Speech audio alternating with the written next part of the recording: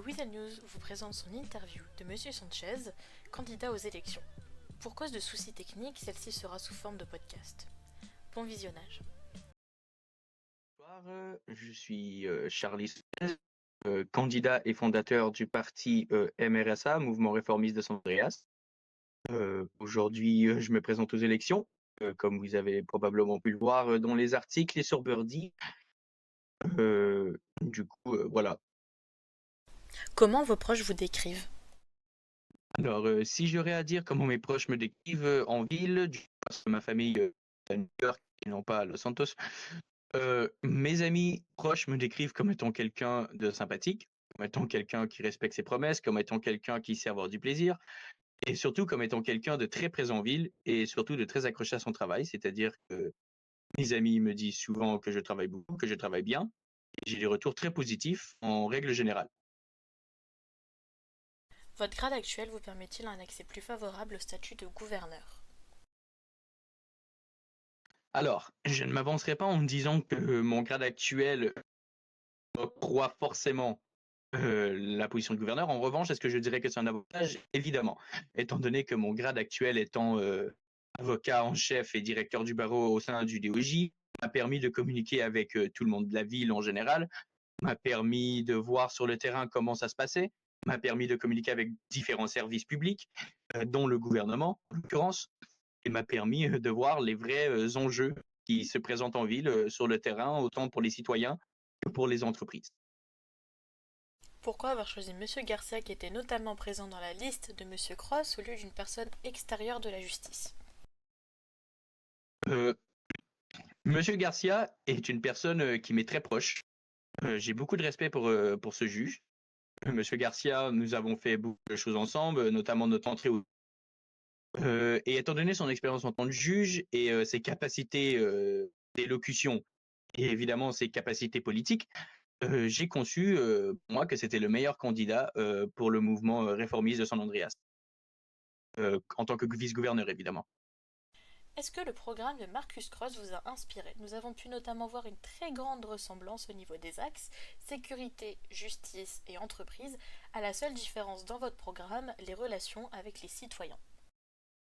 Alors, il faut comprendre une chose avant tout. Sachez que j'étais directeur de campagne de Marcus Cross durant la campagne électorale d'il y a 2 semaines, si je me souviens. Du coup, évidemment, mon programme ressemblait beaucoup, étant donné que Marcus Cross, je l'ai beaucoup aidé à rédiger son programme avec nos axes de pensée, étant donné que Marcus Cross et moi pensaient partiellement la même chose. Donc, j'ai aidé Marcus Cross à rédiger son programme. Et je me suis grandement inspiré de ce que nous avons écrit ensemble pour, évidemment, à mon tour, pouvoir le refaçonner à ma façon et écrire mon propre programme à moi seul. Pourquoi remettre en place l'institution militaire alors que les forces de l'ordre, comme le SAST, appellent déjà une mobilisation accrue des citoyens? Alors, je conçois, que les citoyens puissent se poser la question. En revanche, il est important de savoir qu'avec les tensions actuelles avec voisins d'État, c'est-à-dire par exemple, je pense notamment à Caio Perico, il est important de noter qu'actuellement, les forces de l'ordre ne suffisent pas, étant donné qu'en cas de guerre, en tant que conflit armé, nous allons envoyer les US Marshall. Moi, personnellement, je ne trouve que ça ne fait aucun sens, étant donné que les US Marshall sont une force de l'ordre qui est dépendante du DOJ et du gouvernement, et ne doivent pas, en aucun cas, être formés à diriger des avions militaires, à diriger des tanks et pouvoir faire la guerre. Nous sommes d'accord.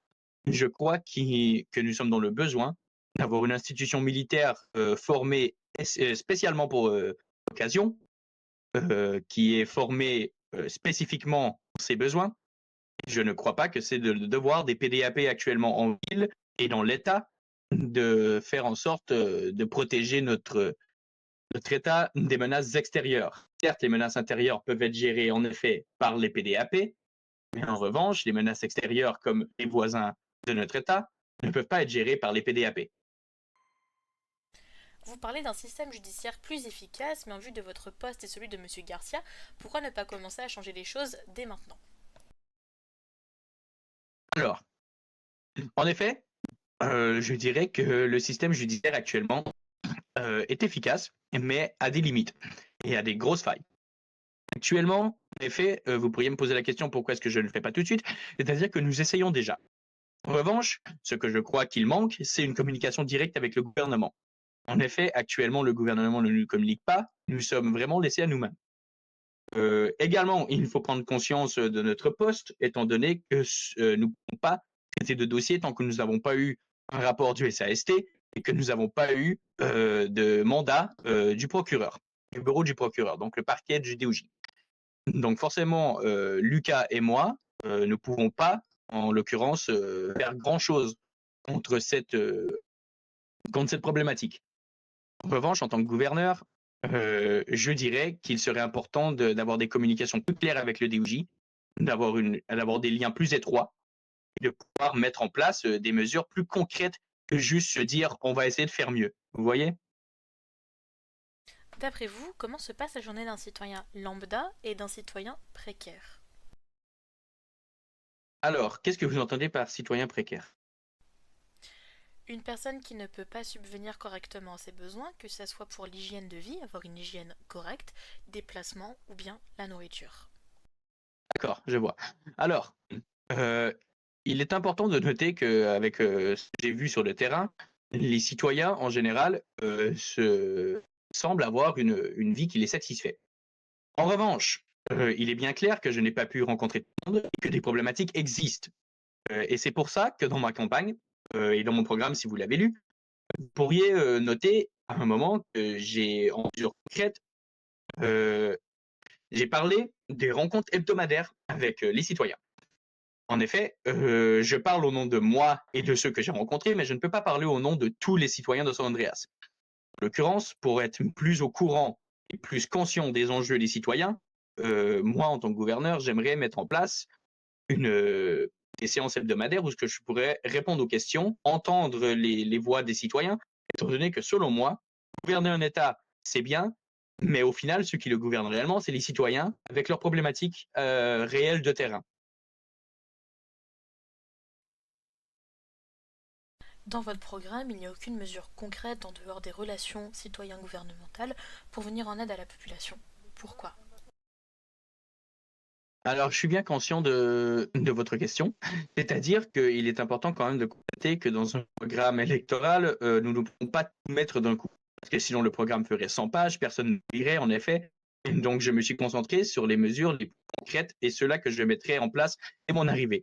En revanche, il est important de aussi constater, puisque vous dites actuellement, et des mesures concrètes que je souhaiterais mettre en place éventuellement, évidemment, étant donné que, en effet, il y a des citoyens qui n'ont pas les moyens, il y a des citoyens qui ont de la difficulté à joindre les deux bouts. Et en l'occurrence, en effet, ce serait dans mes démarches de pouvoir mettre en place ce genre d'aide. En revanche, pourquoi avoir mis du coup cette mesure plutôt que les autres? C'est à cause que celle-ci est la mesure la plus concrète. En effet, rencontrer des citoyens me permet justement de pouvoir comprendre les vrais dangers, pas les vrais dangers, mais les vraies difficultés des citoyens pour pouvoir après mettre des mesures concrètes par la suite.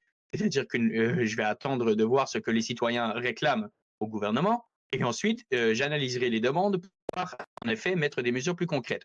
Mais pour répondre à votre question de manière plus claire, évidemment que dans le futur, je prévoirais mettre en place des aides, pouvoir assister les citoyens dans les difficultés de tous les jours et pouvoir mettre en place des mesures plus concrètes que celles que j'ai mises dans mon programme. D'après vous, est-ce le rôle des entreprises d'endosser le rôle de sauveur et de venir en aide aux citoyens précaires, comme exemple le Béview qui offre des réductions sur leurs repas et qui peuvent procurer des repas gratuits aux personnes précaires, et non au gouvernement qui ne propose pas ce genre de service? Alors, déjà, je tenais à rebondir sur ça en disant que j'admire grassement le travail du Béview. Étant donné qu'en effet, moi, quand je suis arrivé en ville et que j'avais pas les moyens, on m'a offert un ticket pour un repas gratuit, des réductions sur les chambres d'hôtel. Et franchement, je suis allé les voir justement, ça tombe bien que vous m'en parliez, parce que j'ai eu une discussion très longue avec eux hier sur le terrain. Je suis allé les voir dès le matin et on a parlé durant près d'une heure. Près d'une heure, on a parlé de tout ce qu'ils faisaient, à quel point est-ce que c'était remarquable. Et en effet, tout cela m'a inspiré à penser que peut-être que le gouvernement pourrait s'inspirer de ce que le Béview fait Et en revanche, si vous me questionnez sur pourquoi est-ce que le gouvernement actuel ne le fait pas, je ne pourrais pas vous répondre étant donné que je ne sais pas ce qu'ils font à l'interne. En revanche, de mon côté, le BView m'inspire. Je vais l'admettre. Le BView est une entreprise que je respecte étant donné leur grande aide aux citoyens nouveaux. Et je crois bien que ce serait possible, en effet, de s'inspirer de leurs mesures pour pouvoir les mettre dans notre bel état et pouvoir faire en sorte que le gouvernement aide de la même façon que le BView peut aider les citoyens. Avez-vous des plans pour la campagne qui s'offre à vous? C'est-à-dire la campagne de cette semaine. Alors, du coup, comme j'ai mentionné, ça fait 2 jours maintenant que je suis sur le terrain à visiter toutes les entreprises. Alors, j'ai visité les entreprises qui étaient ouvertes en premier lieu. J'ai fait pas loin d'une bonne dizaine, quinzaine d'entreprises déjà. Que j'ai interrogé les gens, je leur ai demandé leurs questionnements, s'ils avaient des craintes, s'ils avaient des questions pour mon programme. Et j'ai eu des bons retours, de très positifs. J'ai eu des citoyens qui étaient à l'affût. J'ai vu des citoyens qui étaient curieux et des citoyens qui étaient dans des difficultés où ce que j'ai su répondre à leurs questions correctement. En l'occurrence, pour la suite de ma campagne, ce que je prévois, et je fais ici ma petite pub, mercredi, du coup, j'aurai une conférence de presse au IG Model, normalement, si tout se passe bien. J'ai privatisé le IG Model pour pouvoir avoir une rencontre, enfin, une conférence avec les citoyens. Ils seront tous invités, les médias également, pour que je puisse parler de mon programme, répondre aux questions et évidemment entendre les craintes et les soucis des citoyens. Et ensuite de ça, dépendamment de la décision de la CUI que nous allons avoir sous peu, nous saurons du coup comment se dérouleront la suite des élections. Et pour l'instant, malheureusement, je ne peux pas me projeter étant donné que je n'ai pas eu de réponse et que le peuple n'a pas toujours pas eu de réponse de cette association.